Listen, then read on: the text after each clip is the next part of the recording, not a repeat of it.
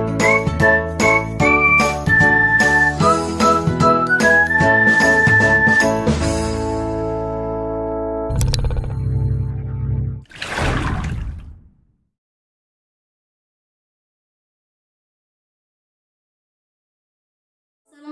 warahmatullahi wabarakatuh. Selamat pagi pejuang pendidikan. Perkenalkan, nama saya Jannatul Firdausi Nuzula, mahasiswa STKIP PGRI Bangkalan, program studi pendidikan ekonomi.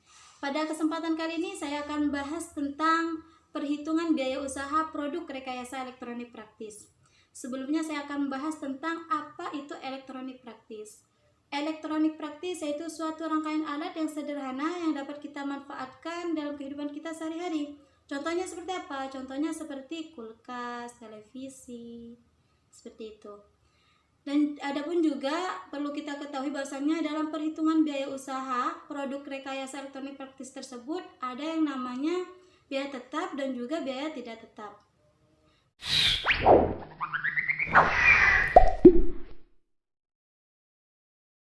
Pertama saya akan bahas tentang biaya tetap. Biaya tetap itu apa? Biaya tetap itu biaya yang tidak dapat berubah.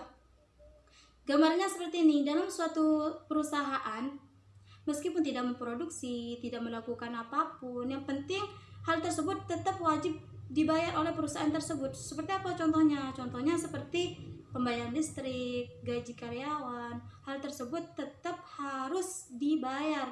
Jangan sampai tidak dibayar. Seperti itu.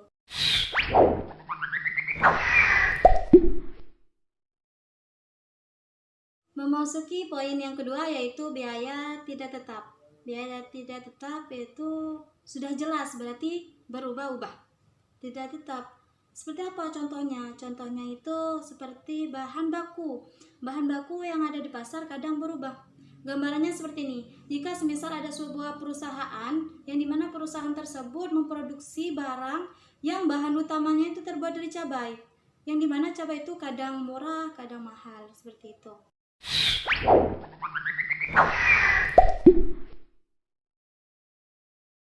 Baik, selanjutnya di sini saya akan membahas bagaimana cara penghitungan biaya tetap. Di sini saya mempunyai contoh soal seperti ini. Ya, bisa kalian lihat sendiri. Jelasnya di contoh soal ini, anggap saja biar lebih akrab seperti itu ya.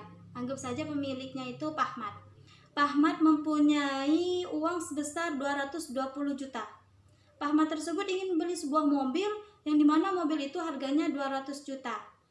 Nah, sedangkan otomatis kalau Bapak tersebut sudah membeli, sudah membayarnya, berarti uang Pak Ahmad tersebut sisa 20 juta. Sedangkan taksiran perkiraan pemakaian mobil yang akan digunakan oleh Pak Ahmad tersebut hanya sekitar 10 tahun. Maka kalau kita ingin tahu berapa per bulannya yang akan didapat oleh Pak Ahmad, maka kita harus menghitungnya. Dan di sini saya mempunyai rumus seperti ini. Ya. Di sini rumusnya itu harga beli mobil dikurangi sisa hasil uang Pak Ahmad dibagi taksiran, yang dimana taksirannya itu 10 tahun. Maka kita masukkan ke dalam rumus. Kita masukkan ke dalam rumus yang dimana harga mobil itu 200 juta dikurangi sisa hasil uangnya Pak Ahmad, yaitu 20 juta. Kita total terlebih dahulu. 200 juta dikurangi 20 juta, maka hasilnya 180. Dan 180 di situ kita bagi 10. Nah, 10-nya ini dapat dari mana? 10-nya ini dapat dari taksiran menurut Pak Ahmad bahwasannya mobil tadi akan dipakai hanya sekitar 10 tahun, seperti itu. Maka 180 juta dibagi 10, maka hasilnya 18 juta. Nah, maka dapatnya pendapatan Pak Ahmad dari mobil tersebut per tahunnya mendapat 18 juta. Akan tetapi jika kita ingin tahu untuk per bulannya dapat berapa juta, nah, maka kita cross dulu. Kita cross ke bulan. Bagaimana caranya? Caranya dalam 1 tahun otomatis ada 12 bulan. Nah, hasil tadi 18 juta tadi kita bagi 12. 12 apa maksudnya? 12 bulan.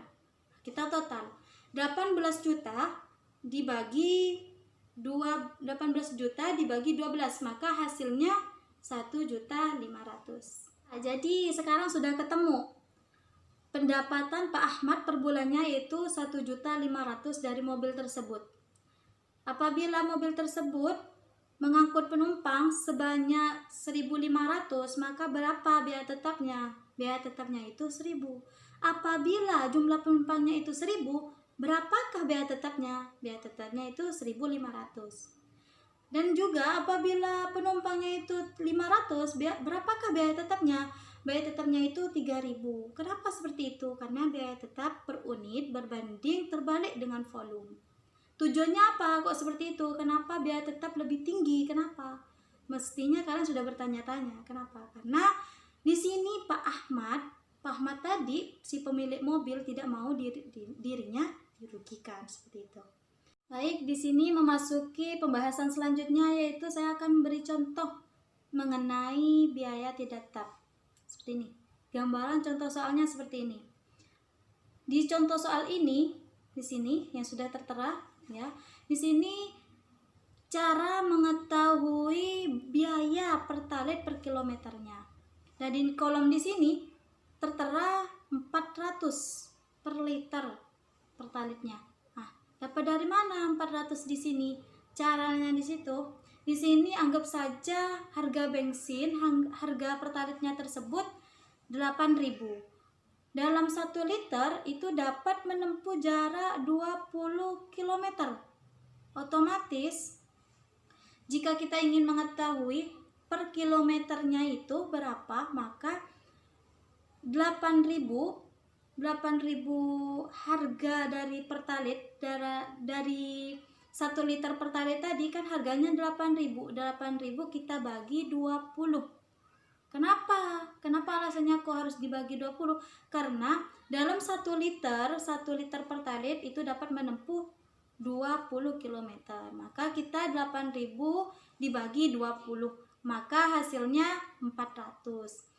Dan untuk cara menghitung bagaimana kalau semisal jarak yang akan ditempuh itu 500, semisal seperti itu, biaya pertalite-nya berapa? Maka seperti ini caranya itu, 500 jarak yang akan ditempuh, semisal kita anggap 500 km jarak yang akan kita tempuh, kita kalikan 400 ini per kilometernya. 500 dikali 400, maka hasilnya 200.000. Seperti itu. Maka untuk membeli pertalite tersebut kita harus menyediakan uang 200.000.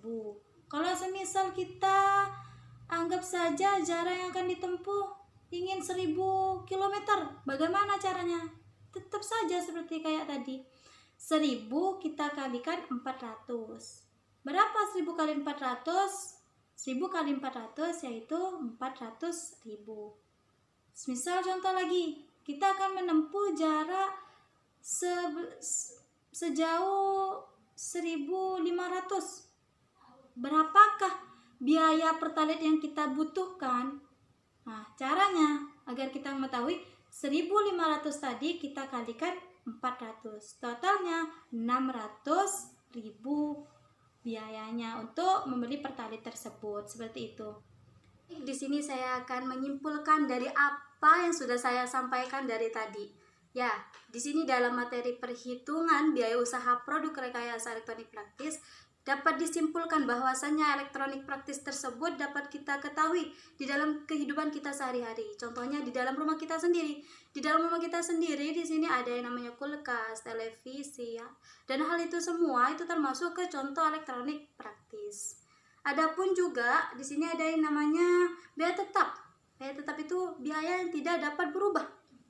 Seperti halnya listrik tadi, suatu perusahaan tersebut harus membayar listrik, mau tidak mau harus membayarnya. Dan sedangkan contoh untuk biaya tidak tetap itu seperti bahan baku. Ya, sekian mungkin yang dapat saya sampaikan. Sebelum saya mengakhiri, di sini saya mempunyai 5 kuis. Nah, seperti yang saya paparkan di sini. Ya, 5 kuis di sini, silahkan Anda menjawabnya. Demikian yang dapat saya sampaikan, kurang lebihnya saya mohon maaf sebesar-besarnya. Semoga apa yang sudah saya sampaikan menjadikan ilmu yang manfaat dan barokah untuk kita semua. Akhirul kalam, wassalamualaikum warahmatullahi wabarakatuh.